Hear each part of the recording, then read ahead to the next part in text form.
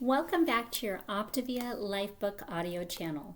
My name is Christy Baker and it's so nice to meet you. I am an independent Optavia coach and it's truly my privilege to be able to bring you this resource so it can fit into the nooks and crannies of your life.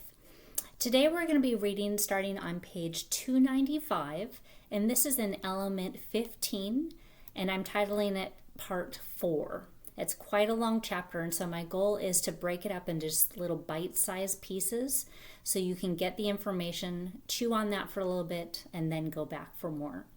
Before we get started, can you just take a quick second and push the like button and also subscribe to the channel?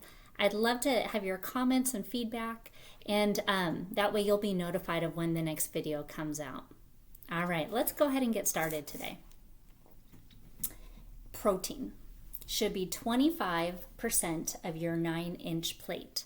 Some things where protein can come from would be meat, fish, nuts, eggs, poultry, legumes, and seeds. The portion size should be the size of a deck of cards after cooking. The charts below, which I will show you in just a minute, don't list the glycemic levels for meat, fish, or poultry because the glycemic content for these foods is so small. However, the charts do include the total fat and saturated fat levels for meats. To guide your choices for optimal health, just choose any fish from the charts or any meats that fall into the green area. When you eat fish, you're not only choosing a great protein choice, you're also significantly reducing your risk of disease. Eating fish 1 to 3 times a week is an important habit of health and can have a profound impact on your well-being over time. In fact, just one serving of fish a week may reduce your risk of fatal heart attack by 40%. Wow. I'm going to show you 2 charts, and they are titled Healthy Fish and Seafood Providing High Levels of Omega-3 Fatty Acids. And then it also breaks down each of the fish choices by its fat content. So let me go ahead and show that to you.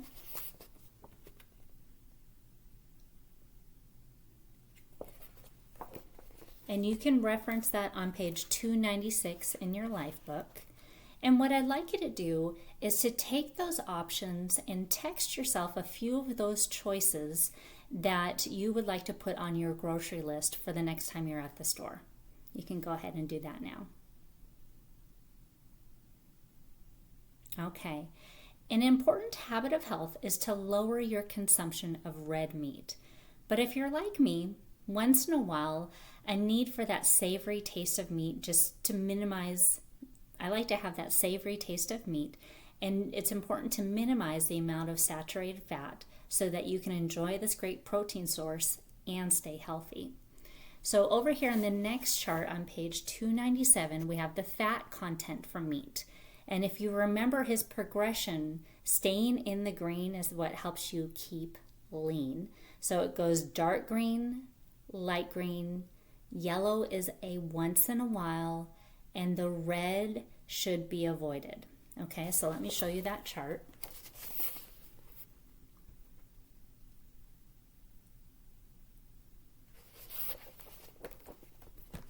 So go ahead and make a list of your favorite meat from the dark green and light green sections for your shopping list. Okay, let's go ahead and talk a little bit about poultry.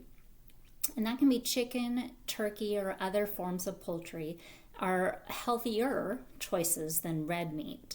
So on this particular chart, once again, we have the progression from green to red, and it's giving us the total fat and the saturated fat amounts, starting with turkey breast, which is the darkest green, chicken breast, and then it goes to dark meat for chicken, dark turkey meat, turkey sausage, and then in the red, we start seeing duck, chicken dark meat, Cornish game hen, and turkey hot dog. So let me show you that chart that's down at the bottom.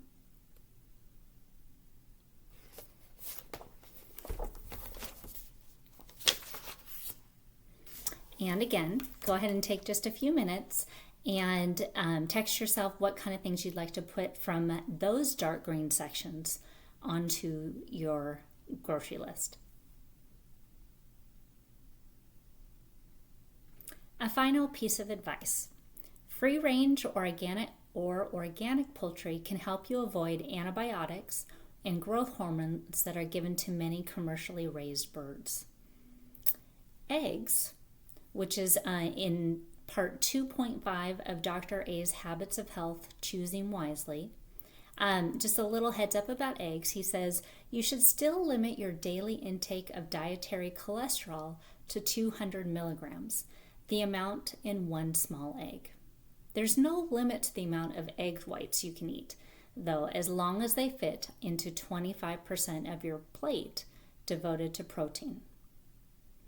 So, if you want to go ahead and add egg whites to your shopping list, or eggs, that would be a great one as well. And then as we wrap up this video today, go back and look at all the different protein choices that you chose and make sure you include those on your next shopping list, or your next shopping list, as well as your next trip. All right. Thank you so much for joining me today.